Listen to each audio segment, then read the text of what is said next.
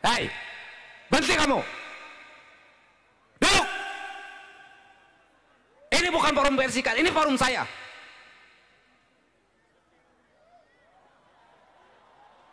Siapa kamu? Turunkan spanduknya. Turunkan. Hei, jangan so jago di sini kamu. Gak mikir kamu. Ini bukan forum Persikas, ini forum saya. Dengan rakyat, mikir kamu. Punya otak kamu. Ngaku anak muda, ngaku berpendidikan, nggak punya otak. Ini penderitaan rakyat dan urusan Persikas. Urusan Persikas bukan di sini di lapangan, dan bukan urusan saya. Kamu punya otak. Ada orang menderita lagi diselamatkan, kamu teriak Persipas. Siapa kamu? Masuk sini. Cari siapa orangnya. Dengan saya sini. Cari, saya tidak terima.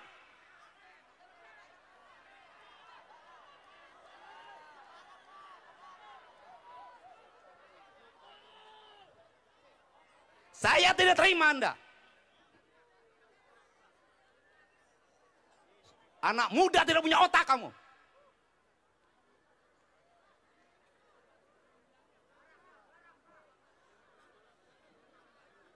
Kalau kamu anak sekolah, saya cari kamu sekolah di mana. Kalau kamu mahasiswa, saya cari kamu di mana.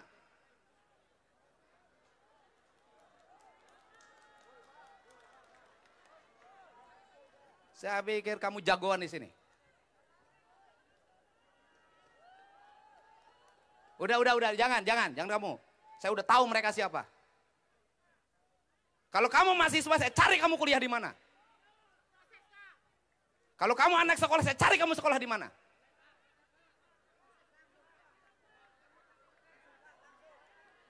Udah, dibiarin aja, dibiarin.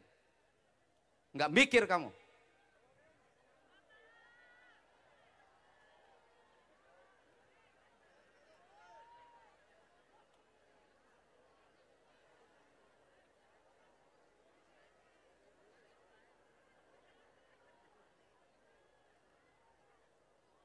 Dah, ya. Ini yang disebut orang harus pakai otak. Lihat ini forum apa. Ini bukan forum Persikas. Kalau nyampein Persikasmu diambil orang, itu bukan urusan saya. Sana ke siapa?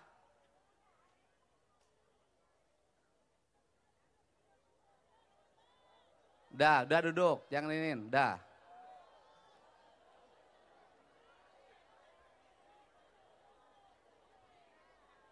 Ambil spanduknya.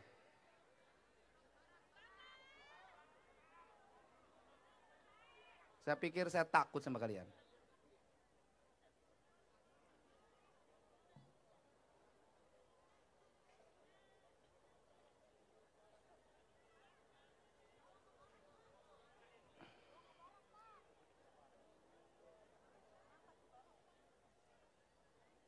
Hei, kamu Persikas pindah kemanapun tidak akan mempengaruhi orang miskin untuk bisa makan.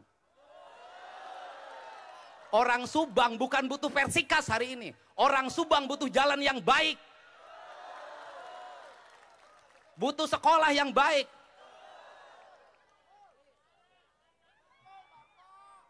Itu urusan kamu hobi dan kesenangan. Tapi tidak boleh mengabaikan apa yang menjadi kebutuhan dasar bagi kepentingan masyarakat Subang. Ngelola sepak bola untuk menjadi Liga 1, Liga 2 itu perlu biaya besar.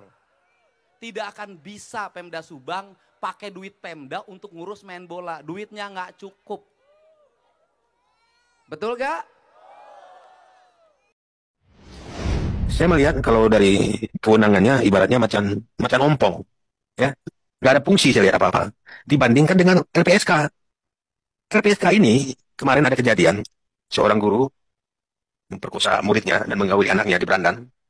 Ini LPSK menangani secara khusus. Harusnya ini adalah tugas KPAI sebenarnya. Mereka diberi hak prosedural. Mereka diberi bantuan rehabilitasi, psikologi, dan fasilitas restitusi.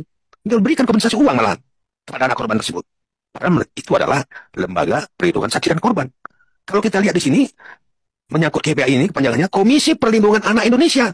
Tetapi kenapa lebih menyentuh lagi LPSK memberikan kontribusi kepada anak tersebut? Ini menjadi pertanyaan juga ini. Apa tugas-tugas KPAI juga? Saya juga di daerah tidak ada menyentuh kok dengan masyarakat yang menjadi korban khusus untuk anak-anak. Makanya kalau bisa ini Bu, kita revisi lah ini undang-undangnya. Agar KPAI ini lebih dominan daripada LPSK yang memberi santunan kepada korban tersebut daripada KPAI ini. Nggak ada apa-apanya. Mengenai kekerasan terhadap anak ya, ini sering terjadi, saya lihat ya, anak-anak yang khususnya orang tuanya banyak kerja di luarannya, terutama di area pasar yang saya saksikan sendiri. Ketika saya turun ke lapangan, itu setiap pagi itu anak-anak mereka disabetin sama sabuk orang tuanya. Dan saya juga mendapatkan berita lagi yang menyedihkan ya, ada anak yang sekolah SMA ya, itu pertama kerja sebagai mengolah kecantikan, ternyata digiring lagi ke Kamboja dan akhirnya di sana dipaksa untuk mengoperasi judi online.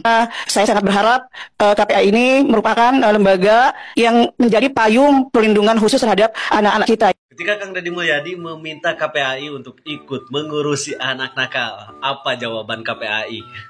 Tugas kami hanya pengawasan. Saya sudah sampaikan berulang kali, tugas kami melakukan pengawasan. Jangankan untuk anak ratusan orang yang dilakukan berbagai cara, berbagai metode, berbagai program.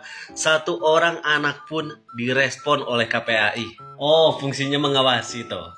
Tapi kenapa namanya Komisi Perlindungan Anak, bukan Komisi Pengawasan Anak? Saya rasa kalau hanya melakukan pengawasan tidak harus memakai lembaga sebesar KPAI. Orang tua bisa, guru bisa, tetangga gua juga bisa. Karena pengawasan terhadap anak itu yang paling penting di rumah, di sekolah, dan di lingkungan. Yang jadi pertanyaan, gimana cara mengawasi anak-anak yang sudah tidak bisa dididik orang tuanya? Anak-anak kategori nakal, suka tawuran, minum minuman keras. Apakah KPAI punya solusi? Apakah anak nakal ini harus dikirim ke perpustakaan? Atau saat malam kita suruh anak-anak ini nongkrong di taman biar tidak tawuran lagi? Tapi kedua metode itu tidak efektif. Hei, wahai KPAI, kalian kok diam saja? Mana tidak ada tanggapannya? Kenapa program bagus di Jawa Barat kalian sibuk komentari, sedangkan dua program sampah di Jakarta kalian diam saja? Dengar baik-baik ini KPAI, di Jawa Barat itu Kang Deddy Mulyadi mulai menerapkan jam malam, di mana pelajar dilarang nongkrong lewat jam 8 malam. Karena Kang Deddy Mulyadi ini paham ya, malam hari adalah waktu yang selalu dipakai anak-anak untuk tawuran. Di saat orang tuanya tertidur, saat orang tuanya lengah, tidak mengawasi, itulah waktu yang tepat anak-anak nakal ini melakukan kejahatan. Berbeda dengan di Jakarta. Gubernurnya memperlakukan jam malam, membuka taman 24 jam, dan kocaknya lagi alasannya untuk mengurangi tawuran. Warga, lu tahu kagak terkait kabar baru dari KPAI no? Abis dia di roasting no sama Komisi 13 DPR RI. Puas banget gua di situ ngedengernya. KPAI dikatain macan ompong sama Komisi 13. Terus ingat nggak video gua yang terkait, tolong dong DPR revisi tuh undang-undang terkait tupoksinya si KPAI. Dan ternyata guys, sama Komisi 13 juga itu dia pengajuan juga itu ke Ketua DPR untuk direvisi lagi itu undang-undang terkait KPAI. Puas banget gue.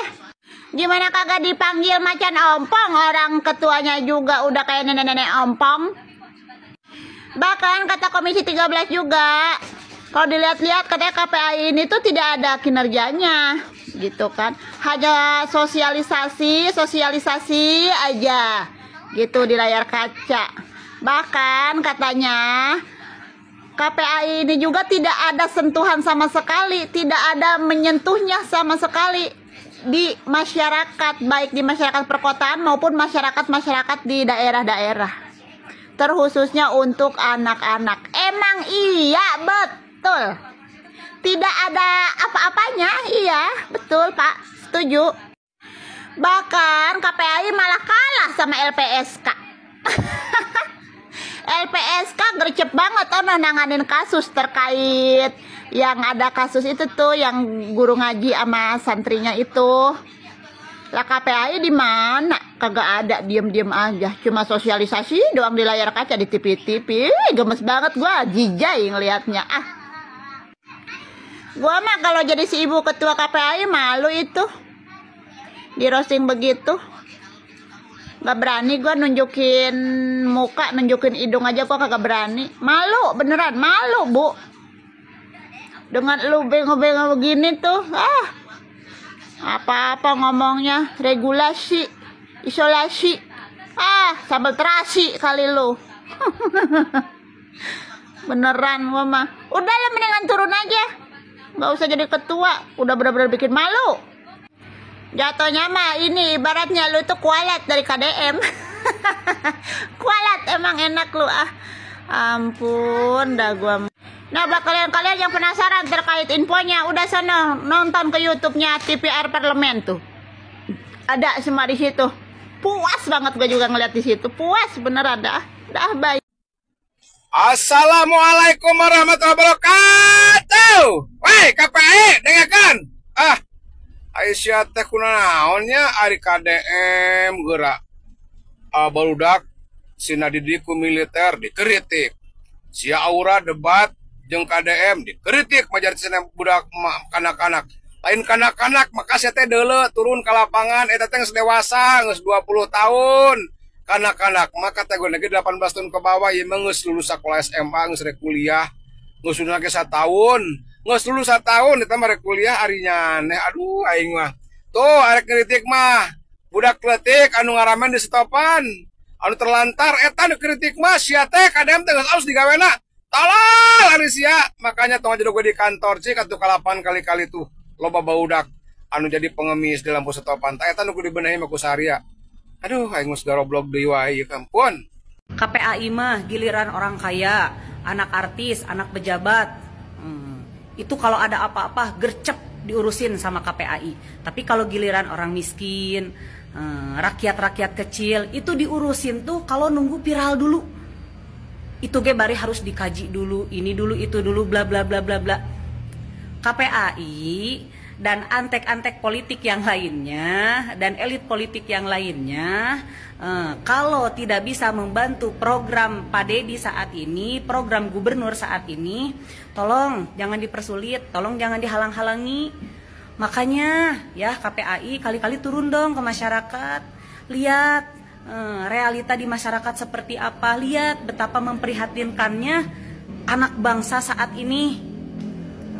Lihat atuh, giliran udah ada yang bantu baru rariweuh. Itu KPAI fungsinya apa sih? Bisa nggak dibubarin? Kayak gitu cara nama tepung sih. Mana yang lebih sulit?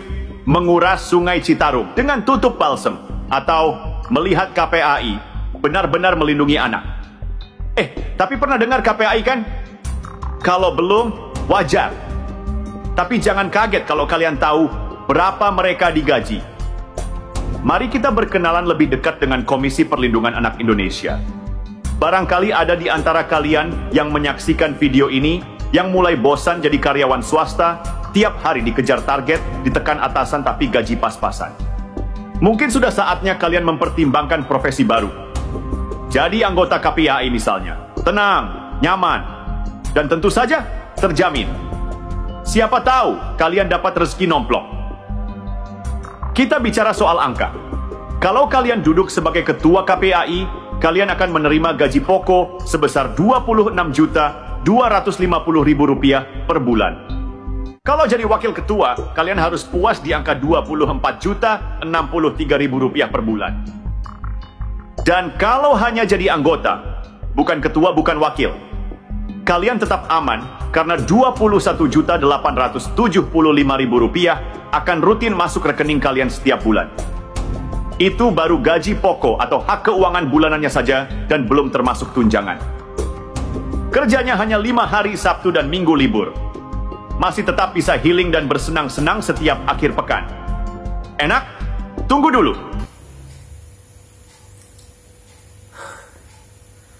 KPAI itu kerjanya apa ya?